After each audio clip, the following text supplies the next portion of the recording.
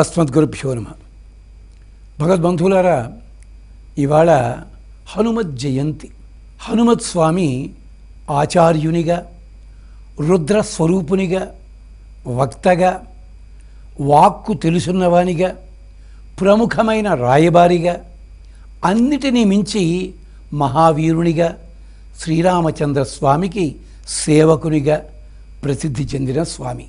ఈ స్వామికి సంబంధించిన ఒక శ్లోకాన్ని ఇవాళ తెలుసుకుందాం.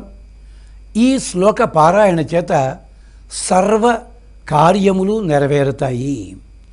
ఆరోగ్యము, ఐశ్వర్యము, వాక్పటుత్వము, ఆరోగ్యము, ఇలా మీరు ఏ కోరిక కోరితే ధర్మబద్ధమైనది ఆ కోరికలన్నిటికీ కూడా ఇది అద్భుతమైన మంత్రముగా పనిచేస్తుంది. శ్రీ జానకీ శోకహారి హరిమర్కటమర్కట లక్ష్మణ ప్రాణదాతా చ పాయాన్మాం రామకింకర. చదువుతూ ఉండగానే రాసుకోవడానికి వీలుగా ఉండే అందమైన శ్లోకం. శ్రీ జానకీ శోకహారి హరిమర్కటమర్కట లక్ష్మణ ప్రాణదాతా చ పాయాన్మాం రామకింకర. శ్రీ జానకీ శోకహారి స్వామి గొప్పతనం ఏమిటంటే, అశోకవనంలో పడి ఉండి రామయ్య తండ్రికి దూరమైన జానకి శోకాన్ని పోగొట్టాడు. మనమంతా జానకి వంటి వాళ్ళమే. అశోకవనం అంటే మనం ఉన్న సంసారమే. రావణాసురుడు అంటే మన మనస్సు 10 తలకాయలున్న 10 ఇంద్రియాలున్న రావణాసురుడు. హనుమంతుడంటే ఆచార్యుడు. వచ్చి శ్రీ జానకీ శోకహారి హరిమర్కటమర్కట. పదం తమాషాగా అనిపిస్తుంది, కానీ దాన్ని సేవించుకోండి. మన తాపాన్ని హరించేవాడు, మర్కటములలోకెల్లా శ్రేష్ఠుడైనవాడు. హరిమర్కటమర్కట లక్ష్మణ ప్రాణదాతా చ. లక్ష్మణుడు జీవుడికి సంకేతము, సీతమ్మలాగే అతని ప్రాణము నిలవబెట్టినవాడు.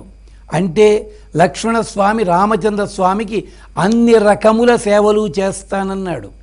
అలాంటి స్వామికి దూరం కాకూడదు. అంచేత లక్ష్మణ ప్రాణదాతా చ పాయాన్మాం రామకింకర. అలాంటి రామకింకరుడు నన్ను రక్షించుగాక. కింకరుడు అనగానే మనకి తప్పర్థం తోస్తుంది. సేవకుడిని మాత్రమే కాదు. కింకరోమి, ఏమయ్యా నువ్వు అడగకుండానే అన్ని పనులు చేశాను, రకరకాల పనులు చేశారు, ఇంకా ఏమన్నా పనులున్నాయా, ఇంకా ఏమన్నా పనుందా అంటూ రామచంద్ర స్వామి సన్నిధిలోనే ఉంటూ రామచంద్ర స్వామి మనకు అనుగ్రహించే వాటన్నిటిని తానే అనుగ్రహిస్తూ మనని రక్షించే స్వామి. అలాంటి హనుమంతుని యొక్క దివ్యమైన భవ్యమైన నామాన్ని మనం ధ్యానం చేద్దాం, జపిద్దాం, ఫలితాలన్నీ పొందుదాం. ఆరోగ్యము, ఐశ్వర్యము, శరీర బలము, మనోబలము, విద్య, ఇవన్నీ కూడా సాధించుకుందాం. ఒక్కసారి మళ్ళీ ఆ శ్లోకాన్ని చూడండి. శ్రీ జానకీ శోకహారి హరిమర్కటమర్కట లక్ష్మణ ప్రాణదాతా చ పాయాన్మాం రామకింకర. మరొక శ్లోకంతో, మరొక మంత్ర విశేషంతో మళ్ళీ కలుసుకుందాం. అంతవరకు స్వస్తి.